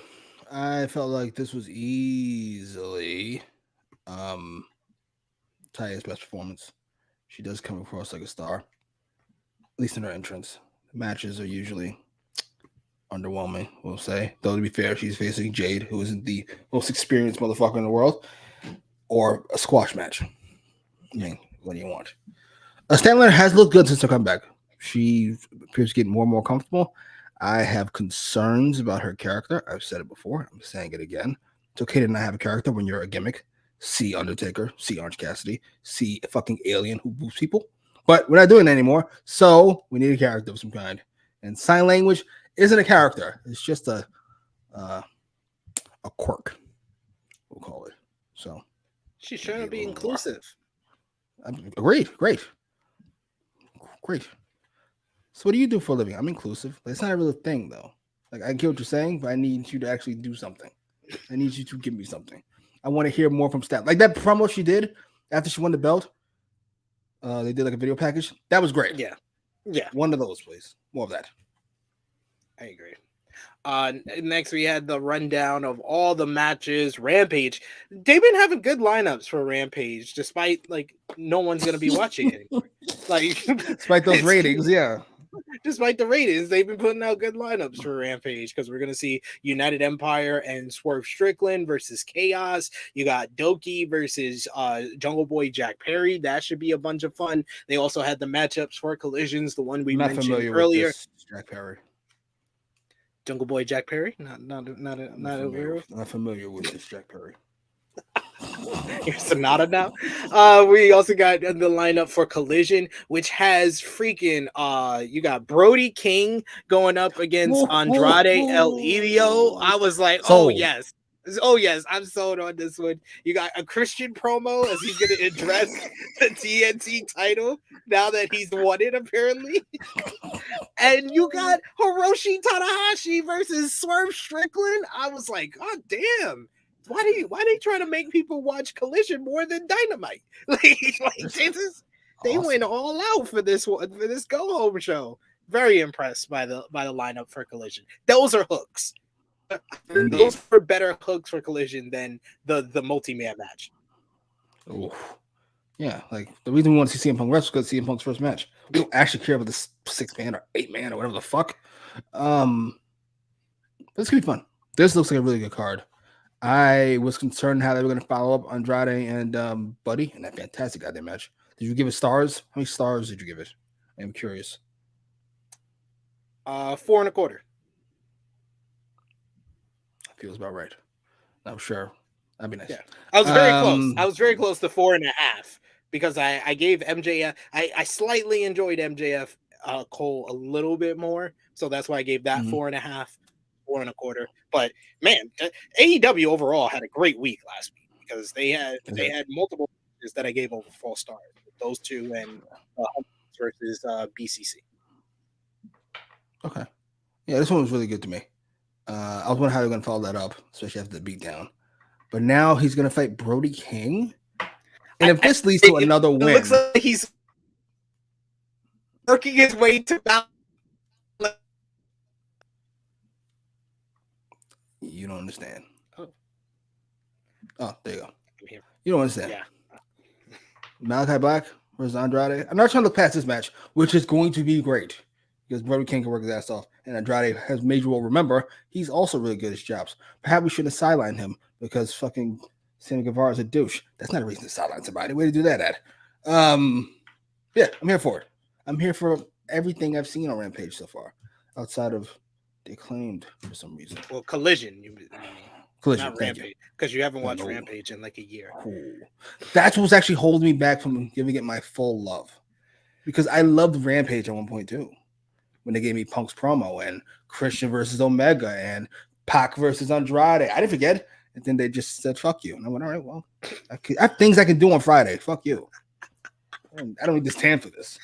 I'm not going to sound it. Yeah, Jimmy, when they started not caring about Rampage, Jimmy was just sitting there serious. like, I'm not going to sit back and take this fucking shit.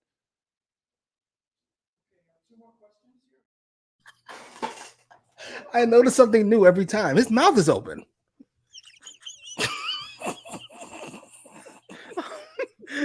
Next, we had the main event segment as Eddie Kingston came down to the ring. He thanked the crowd for their ovation before he said he needed to put on a shirt because he just had surgery and ate a lot of ice cream. Yo, his honesty is just too much. Kingston said there are a lot of things going on he doesn't agree with, including someone who he thought was his homeboy, but despite not liking the Bucks, he hates Claudio Castagnoli even more. He says the Bucks and Kenny and them left the building because he said he doesn't respect them. And we all know why they weren't in the building, Eddie. Jon Moxley then emerges from the crowd and he comes to the ring to go face to face with his former best friend. Moxley gets on the mic and says that Kingston is drawing a line at Forbidden Door. He says if they stand by you, you fight with them. They stand against you, then you bring all the. And Kingston interrupts and says that Moxley drew the line, teaming with that scumbag. And Kingston gets fired up. Moxley says all the time, it never fails, every time. And he says something under his breath, which Kingston gets upset about. He says he's not going to let him talk. He says that he doesn't have time for this. And he introduces the fifth member of Team Elite at Forbidden Door will be none other than New Japan Pro Wrestling's own Tomohiro Ishii. Then the rest of the BCC, Claudio Castagnoli and Wheeler Yuta, they jump Kingston in the ring. Ishii gets attacked by Moxley, but he punches him out. He goes to the ring and he starts fighting with Wheeler Yuta until Bryan Danielson comes in and the numbers get the better of Ishii. The fans are chanting for Okada, and Bryan says that Okada's not here and that if he is here, then he's gonna stomp Ishii's head in until Okada gets out here. As soon as the coin dropped, the pop was ridiculous. Huge pop for Kazuchika Okada. Kazuchika Okada comes out. He goes face to face with Bryan Danielson. Everyone is on their feet taking pictures. You see all the cameras out as people is just kind of living in this moment here before Wheeler Yuta comes into the ring to attack Okada. Bryan attempts to give him the Psycho knee, but Okada moves out the way, so he hits Wheeler Yuta. Okada goes for the Rainmaker on Bryan, but Bryan escapes, and then he hits the Rainmaker on Wheeler Yuta to stand tall as he points to the Forbidden Door sign, and he stares off with Bryan Danielson, who's standing on the stage, and they announce, and they said it a couple of times on commentary that this will be the main event of Forbidden Door. It's got the main event spot, Okada versus Bryan, this Sunday at Forbidden Door. What did you think about this go home segment? What did you think about Okada and Bryan going face to face for the first time, and Kingston and Moxley, which I thought that was probably the most interesting part of this final segment? I have a question for you firstly about the hierarchy of New Japan. I know he's not the champion, but Austin was the champion for very long. He was always the guy when he was there. Is Okada the guy in New Japan? He's the guy. He is the guy. Where he lost the title in April, but he's probably more popular than he was in April as the champion. He's retained the aura of still being the final boss of New Japan. Okay, fair enough. Because my thought was that was the case, and this should probably be the main event. I wasn't that sure, but then I saw the face-to-face, and the crowd was losing their fucking minds. I was like, okay, fair enough. Apparently, Omega Ospreay wasn't that fucking good. This is still Omega Ospreay was fantastic. It was great. Them not getting the main event makes me feel that it's more likely Ospreay wins thanks to help from Callis and Takeshita, and that's not how you want to end the pay-per-view. Okay, that makes you feel better. We can go with that.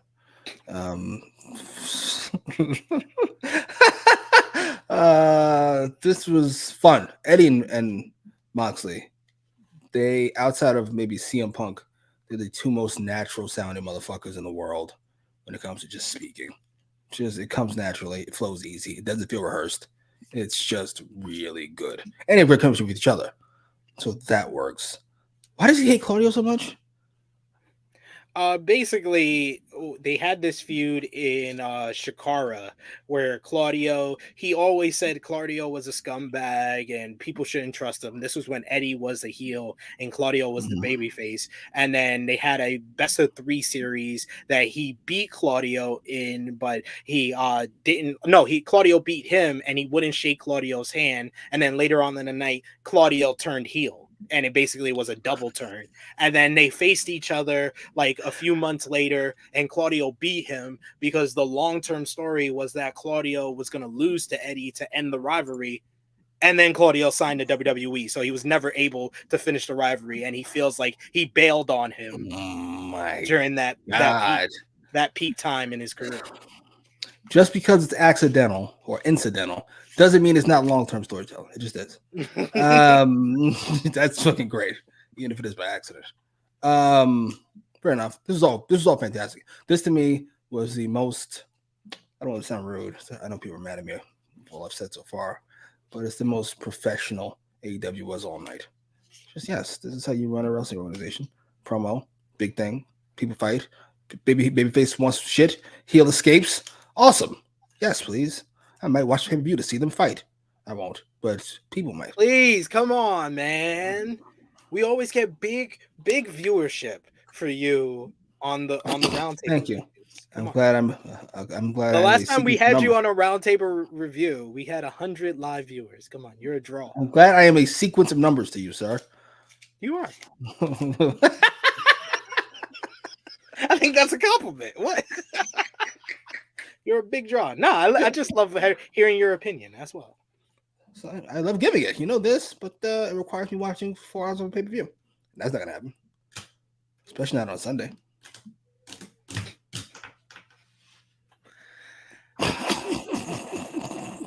Why do you love disappointing people so much?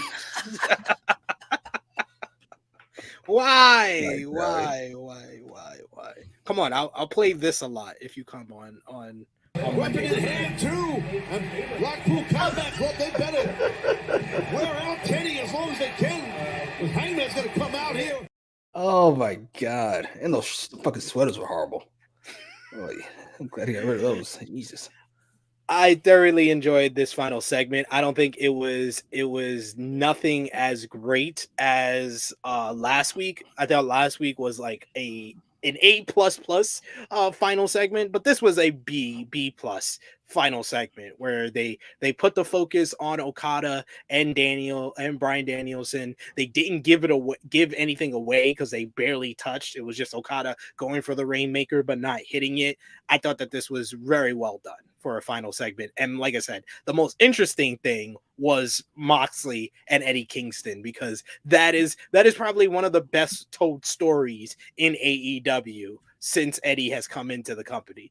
Eddie, where he had this kind of resentment toward Moxley for leaving and going to the big time, and now they're in the same place, and he wanted the title from him, and then Moxley retained the title, and then when Moxley needed a friend to make the save for him, it was Eddie of all people, and then they became a tag team, and they were riding high, even Moxley coming in and getting into Eddie's rivalry with Jericho Appreciation Society, all for Moxley and his crew to bring in Claudio and then ruin everything. Oh, this is so much fun. Too bad the whole show can't be like this. That's a shame. I'm just doing it to upset people at this point. I'm gonna stop. It's like, I know it's going to piss off some people. I'm sorry. Yes. Let's give our reviews, but in the live chat, let us know your match of the night, MVP, LVP, out of 10, what did you give the show? And of course, thumbs up, thumbs down, thumbs in the middle for me and Jimmy. Let's put our thumbs in the middle for the June 21st, 2023 edition of AEW Dynamite in 3, 2, 1. Thumbs up across the board once again. Out of 10, what did you give the show, Jimmy? 7. 7 out of 10. I gave it an 8 out of 10. I thought it was very well done. Very well done overall. Very well done. Go home show. I thought there was some stuff that you can nitpick, but overall, I enjoyed the show. What can I say? I enjoyed the show. I enjoyed the Fucking show. Sorry. Concession stand brawl. That's why it's not a 9 out of 10. Last week I gave it a 9 out of 10. I'm not giving this a 9 out of 10 because we had a concession stand brawl. Oh, yeah. All right. Fucking a fucking raffle that we do that we don't really understand the concept about, and then we fucking just go away after we pull the names like that. Don't matter who the names are. What are we even doing? The Hardy Boys? What are we even? It's 2023. What are we doing? Hey, I thought that was good use of the Hardy Boys. Come on. What are we doing here? What are we doing? You know, the use of Hardy Boys, fucking training the younger generation. It's over. It's just over. I don't want to see fucking. Please, just let it go. Are they really? They can't draw that much money. It's over. Nobody sells that much merch. It's over. Just move on. Please. Please. What's your match of the night, Jimmy?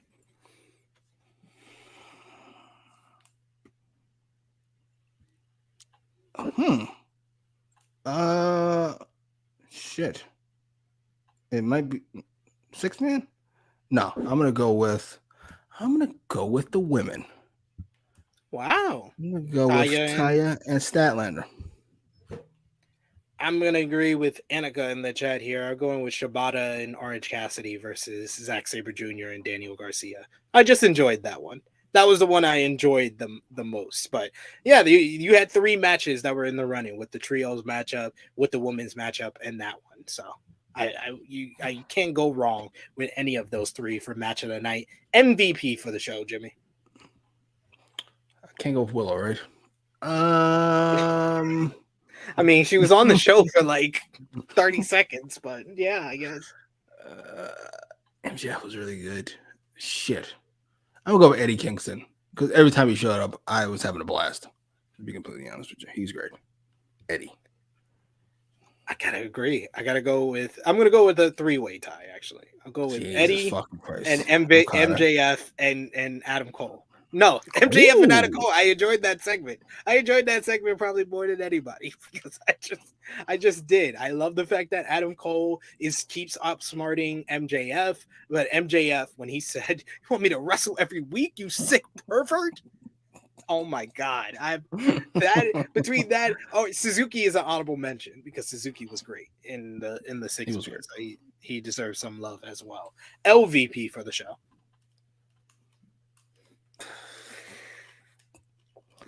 I'm gonna go with This Sucks to Do. I'm sorry because Jeff Jarrett has carried his end. I'm gonna go with everybody else involved in that. Mark Briscoe, Sanjay, Karen. Sorry. I just that was awful. Jeff Jarrett's 100 years old. He's allowed to be on the rougher side. The rest of you should be carrying us, and you're not. Yeah, I gotta go with Team TNA and everyone involved in the concession stand brawl. Yeah, that's my LVP for the show. Let's I was gonna say fair. When you heard it, did you not think Eric credit? No, okay, now forget that part. But when you first heard the concession stand brawl, wasn't your first thought this is gonna stink? Was that your first thought? It's gonna stink. Why are we doing this? I'm just saying. My first thought, at least. This is gonna stink. That was your first thought. That's for sure. That's for sure. But yes, that brings us to a close on another edition of AEWramble. Jimmy, please let the people know where they can follow you on social media, what you got going on your YouTube channel and everything. Pardon me. At Jimmy Macram on Twitter, on Instagram, on YouTube, where I talk sometimes. I don't other times. I'm sorry. I don't really. Yeah, kind of over wrestling. I only get revived an hour at a time, like for Collision or something. The rest of it is rough. So why you don't join us for the Collision review? Compromise. Join us for the Collision review. That's not a compromise. Have me do twice the work is not a compromise. That's the opposite of a compromise. I want to see in a competition between you and Sober Guy JJ who gets the most warnings, because we had to get one for Sober Guy because he says ridiculous things about women not wanting to pay attention to women's matches. So we made him his own disclaimer where he's really... Words and opinions of Sober Guy JJ do not necessarily reflect those of True Heel Heat, its viewers, or affiliates. That is the ghettoest thing I've ever seen. But, I've got sponsors. I can't be on a place with guys. She love the hating energy. I'm not hating, sir. I don't get myself in trouble. Mark Briscoe and his dad for MVP. Would you stop? I like Mark Briscoe. Would you stop? Maybe the dad, but would you stop? Come on now. It's over. Papa Briscoe. The whole generation needs to go. Yeah, Mark Briscoe, the Hardy Boys, Bubba Ray, all of them need to go. That whole generation. Only Christian can stay. Sorry. Big Man Dog says SP3 is trying to Adam Cole Jimmy into doing. Yeah, I'm trying to beat Adam Cole to his MJF right now. You coward! You coward, Jimmy! You coward! You coward! Absolutely not. Don't be a coward, man. Don't be a coward, man. That's hilarious. I got Frantic Girl saying Jimmy likes to work once a week and take the rest off. No, he doesn't work on his channel. He does plenty of work. Yeah, every day. It's ridiculous. Yeah. It's like having an actual job. What kind of fun is this? It's supposed to be easy. This is actual work. I love it. Anything new on the channel you want to plug before I give mine? No, I'm good. There you go. Follow me on the Twitter machine at TrueHillSP3. Follow the gang, Facebook, Twitter, and Instagram at TrueHillHeat. Patreon.com/TrueHillHeat. $3 a month gets you in the door. More exclusive content. You got this week's Raw report that is up there right now. We also got the True Hill Heat Prediction Championship. Just 2 more weeks left in season 4. Forbidden Door weekend. We'll have predictions up probably tomorrow from Romeo, and then the final week will be for Money in the Bank next weekend. So time to get in and make those predictions so you can be a part of that and see if you can beat me, which I'm still on top in the #1 spot. And also check out all the what the hell happened? You said you're on top in the #1 spot. I am. I'm in the #1 spot. I'm #1. I bet you are. You don't want to stick in the #2 spot. That'd be awkward, especially without any warning. Jesus Christ. The words and opinions of Jimmy Macram do not necessarily reflect those of True Heel Heat, its viewers, or affiliates. Check out my interview with former 2-time Impact Wrestling World Champion Eddie Edwards. That's up on the channel right now. Check us out.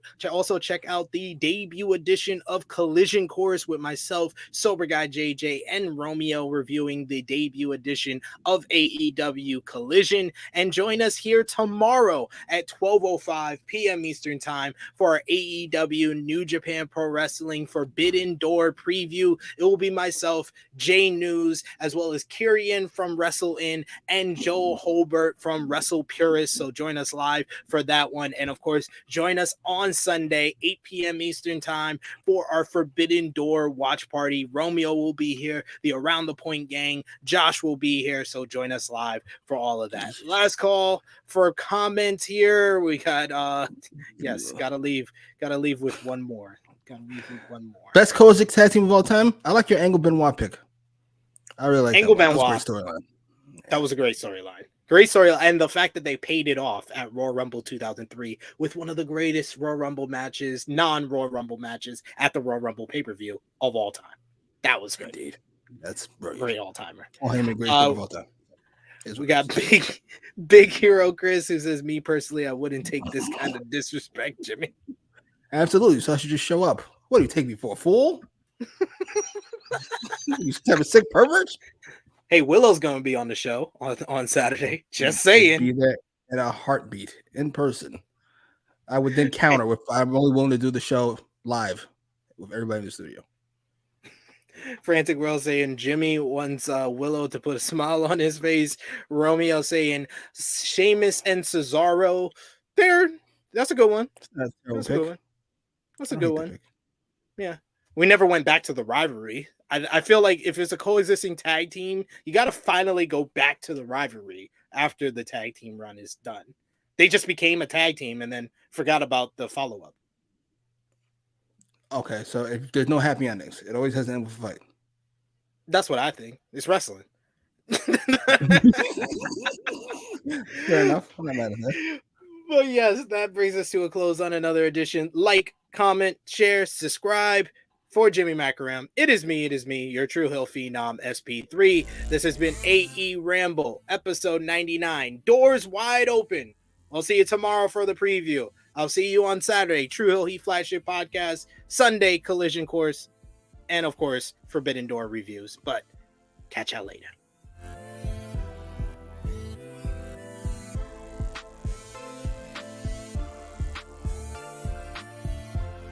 Catchy ass song.